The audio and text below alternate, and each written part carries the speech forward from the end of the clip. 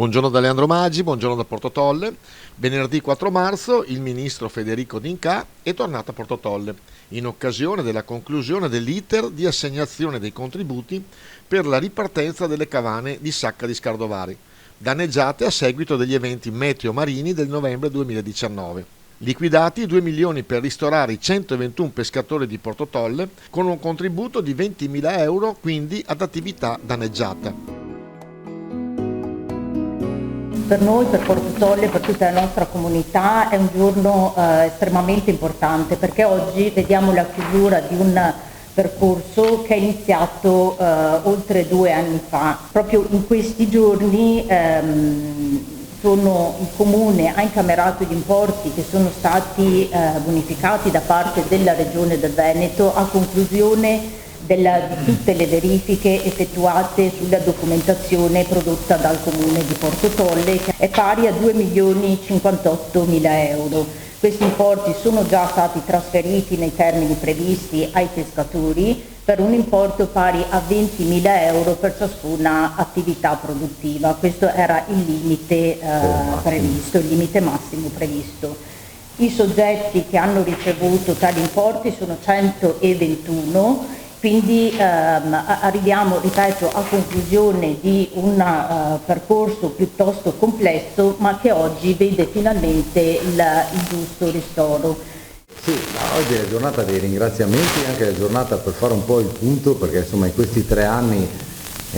sono quasi 4 anni di amministrazione, credo che noi insomma le abbiamo viste tutte, no? Siamo partiti con la tempesta Vaia e il Don Bost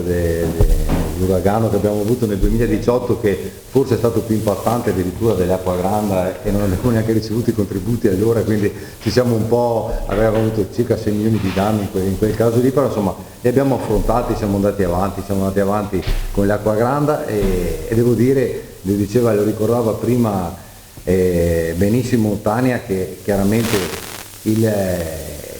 il merito va ai nostri cittadini, non solo ai nostri pescatori, ma ai nostri cittadini che si sono rimboccati le maniche e hanno iniziato da subito, sono fatti dei mutui, hanno continuato a lavorare, hanno continuato a ripristinare quello che c'era praticamente non dal giorno dopo, dal subito. È venuto qualche giorno dopo al disastro di quell'Acqua Granda e ricordo che queste cavane erano, non più nel loro sito, ma erano di qua, erano sull'Arno, erano distrutte a pezzi, un lavoro di una vita intera distrutto e fatto a pezzi dalle intemperie, e io che avevo sofferto della tempesta Vaia come bellunese l'anno prima mi sono ritrovato nelle stesse loro difficoltà. Ecco perché abbiamo cercato come governo, io personalmente, di seguire attentamente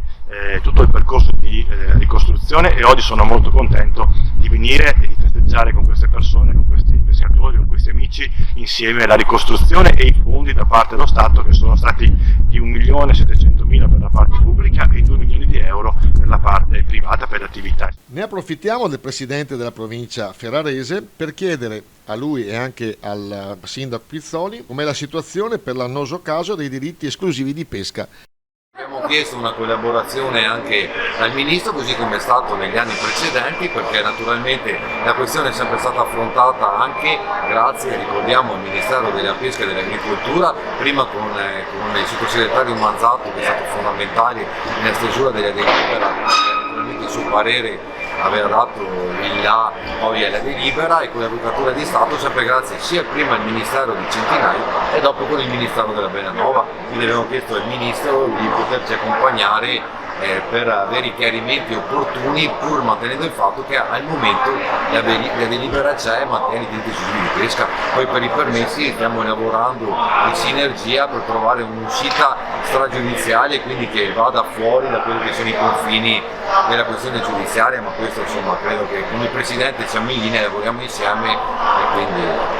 Il tema è senz'altro questo, al di là dell'interesse precipuo del territorio, c'è